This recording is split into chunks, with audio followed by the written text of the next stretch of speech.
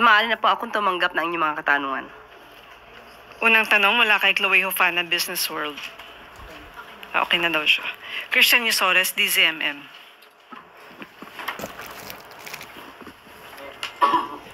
Magandang hapon, Yusek. Batay po sa resulta ng SWS survey nitong September 2025, 50% daw po ng mga pamilyang Pilipino ang nagsasabi na sila ay mahirap, a slight increase from the 49% last June.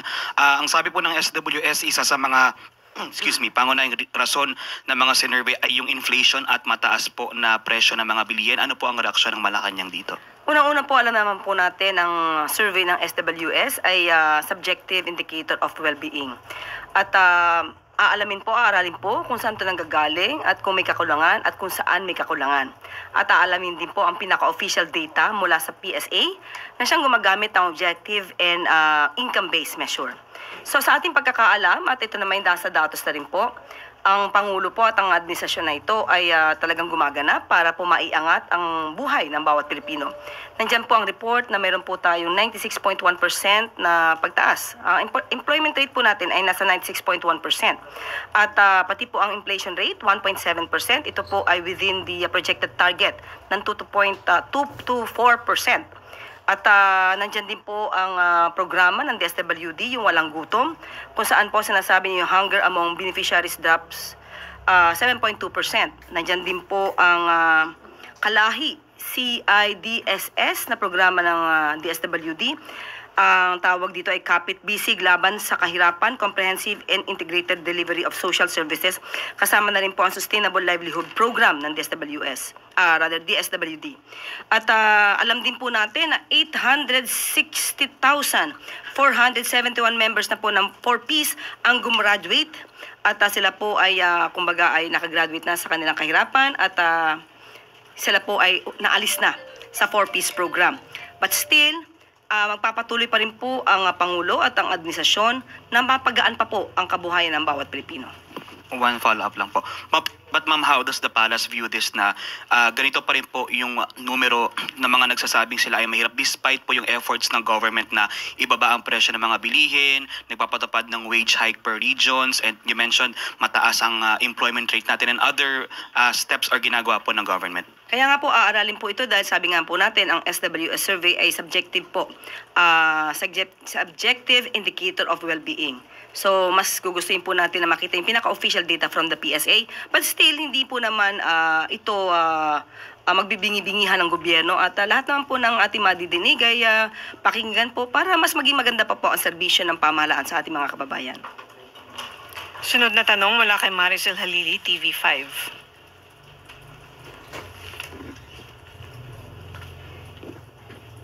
Good afternoon. Ma'am, former Solgen Hilbay mentioned that there's no need to have another law if the purpose is to ensure independence of the Independent Commission for Infrastructure and to add more power. He feels that it's ignorant and it's impractical. Does Malacanang share the same view? Doon po siguro sa sinasabi niya na hindi kakailanganin pa ng another ng batas to create another independent commission to investigate the anomalous flood control projects. May punto po si former Solgen Hilbay. At hindi po ba nung una pa lamang nung ginawa ng Pangulo through EO 94, itong independent commission nagsasabi na hindi ba nadodoble ang trabaho nito dahil may ombudsman na, may DOJ pa. At pero ang sa paningin po kasi ng Pangulo ay kailangan po ng makakatulong na makapag-gather ng mga dokumento para mas mapabilis ang pag-iimbestiga ng DOJ sa kanang ombudsman. So kung mag-create muli ng panibagong independent body, baka nga po magkaroon na lang ng redundancy. At may punto po siya sa ganong mensahe. So does it mean that Malacanang does not support yung proposal for an independent people's commission? Depende po yan. Kung ano po ang nailagay sa bill at ito'y aaraling mabuti at kung ito'y maipapasa naman nila sa batas, wala naman po magagawa ang Pangulo dyan dahil yan naman po ang trabaho ng mga mababatas natin, magpasa ng batas. Sunod na tanong mula kay Ivy Reyes, Bilyonaryo.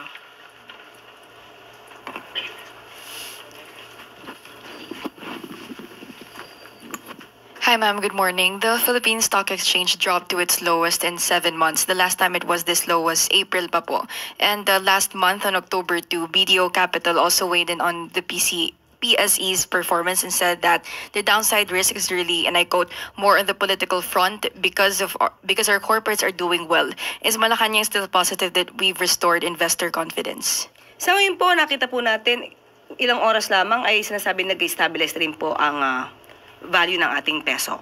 So, confident pa rin po na ito ay malalagpasan ng ating gobyerno. Unang-una po dahil nandyan din po ang mga tulong ng BPOs, nandyan din po ang tulong ng OFWs, ang tourism, pati po yung fast sa economic growth natin. At meron siguro mga panahon na nangyayari mga ganito. Pero ibibigay ko po ang detalye nito kapag ka po naibigay na po ang mensahe at komento ni Secretary Frederick Go at ng DBM, ng DOF at ni DepDep. Bibigyan ko po kayo ng pinakadetalye patungkol po dito. Sunod na tanong mula kay Clizel Pardilla, PTV. Good morning po, Yusek. Yusek, what are the instructions of President po to the ICT and other government agencies on cyber attacks expected to stage po on November 5? Yes, opo, nababalitaan po natin yan. At mismo si Secretary Henry Aguda na po ang ating kinausap at nagbigay po siya ng kanyang mensahe. Ito po ang sinabi ni Secretary Henry Aguda ng DICT. The President directed DICT and all cyber teams in government to be vigilant and prepare for the November 5 possible DDoS attacks. DICT has activated Oplan Cyber Dome to ensure that all digital services of the government as well as privately operated critical information infrastructure such as banks, telcos, hospitals, etc. are also protected and ready to respond to any DDoS attacks. The public is assured that the government and the private sectors are working hand in hand to ensure all digital services are available and secure.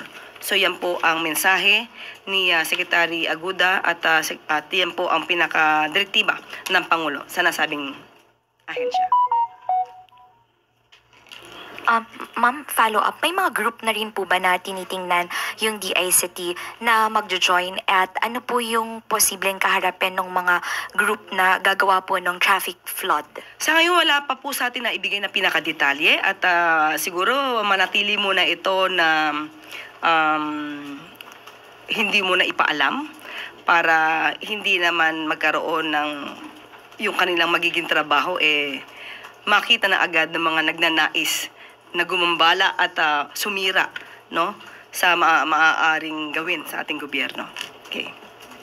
Ma'am, tama no, yung mga online services posibleng maapektuhan pero people can still go directly sa mga agencies for in-person services. Yes, opo. Yan naman po ang assurance ng DICT. Sunod na tanong mula kay Tristan Nadalo, Newswatch Plus. Hi, Yusek. Good afternoon. Yusek, the House of Representatives is set to investigate the Manila Bay Dolomite Beach project on November 17. Lawmakers want to find out whether the artificial beach has contributed to the massive flooding in the capital city or nasunod po ba yung Manila Bay Rehabilitation Plan. Does Malacanang support this kind of congressional move to look into the Dolomite Beach project? Unang-una po, muli, papaalala natin na may separation of powers. So kung ano po ang magiging trabaho at gagawing mga hakbang ng House of Representatives sa pag-iimbestiga dito sa Dolomite Beach, ay yan po ay kanilang trabaho at hindi po hahadlang sa anumang hakbang ang Pangulo patungkol dyan. At maaari natin po talagang maging hakbang ito para makita kung talaga ba itong nagkaroon ng anomalya, kung mayroon bang naidulot ito sa nangyayaring pagbaha sa Metro Manila at kung naka-apekto to sa kalikasan ng ating bansa. And follow-up lang din po doon sa Dolomite, while it is a congressional initiative po, no, yung multi-million peso project was implemented during the Duterte administration. Some saying it's around 300 to 500 million peso ang nagastos. So may mga initial reaction na po na it could be politically motivated, aimed at putting the blame again on the Dutertes para po mapagtakpan daw yung flood control corruption. Hindi naman po ibig sabihin na kapag po iniimbestigahan ang mga proyekto na nakaraang administrasyon, ito'y pamumulitika lamang. Ibig po masabihin kapag pinaiimbestigahan ang nakaraan proyekto na naganap or nagawa nung nakaraang administrasyon, dapat hindi na ito paimbestigahan dahil otherwise it will be considered as politicizing. Parang hindi naman po yata tama yun. Ibig sabihin po nun, kapag hindi na ginalaw o inalam ang nangyari noong nakaraang administrasyon, parang libre na po lahat ang kanilang ginawa. So tama lamang po ito. Pero muli, ang sabi ng Pangulo at ang administrasyong ito, hindi po sila makikialam kung ano po ang ginagawa ng mga mambabatas natin sa kanilang pag-iimbestiga. Thank you po, Yusek. Huling tanong mula kay Bella Carriazo, Philippine Star. Good afternoon. Ma'am, yung sa pagbaba ng peso naman, although na-mention nyo na rin na in-expect nyo na mag-improve, pero considering, ma'am, nasa holiday season tayo and expect natin na mas maraming mga OFWs na magpadala, so hindi ba alarming yung na-breach na niya yung 59 level despite nga yung efforts ng government na i-boost yung confidence para sa mga investors natin? Muli, sabi nga po natin, ang detalyin po ay ibibigay po natin kay Secretary Go or sa DepDev at sa DOF. At hindi po ako maaari makapag-speculate dahil mas may alam po ang nasabi kong mga ahensya. But still, ano pa lang po ngayon, October. So, malayo pa po ang Kapaskuhan at magiging maganda naman po siguro ang mga remittances mula sa ating mga OFWs at yung ano magiging negosyo na darating na Pasko. Ma'am, balikan ko lang po yung Dolomite Beach. Meron po ba kayong categorical answer na hindi ang Malacanang behind? Kasi for sure ang mga pro Duterte magsasabi na Malacanang ang behind dito sa effort na imbestigahan itong Dolomite Beach. Bago sila magsalita niyan, patunayan muna nila na ang Pangulo ang behind dito sa Dolomite Beach probe. Kasi kung wala at nag-speculate lang tayo na sasabihin nila na ang Pangulo ang behind dito, hindi naman po yun makatwiran. At unfair naman po yan sa Pangulo. So patunayan muna nila na ang Pangulo ang behind dito. Pahabol na tanong po mula kay Christian Basconas, PRTV.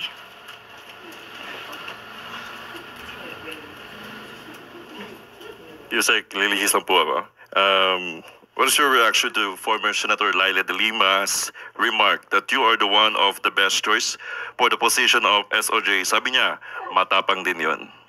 Maraming salamat sa pagkukonsidera sa akin, pero hindi po talaga po tayo nag-a-apply para maging SOJ. So siguro yung mga ayaw sa akin na maging SOJ ako, kalma lang, hindi po tayo nag-a-apply para dyan. So yun po, para mas maliwanag. Pero maraming salamat po kay Congressman Laila de Lima for saying those kind words.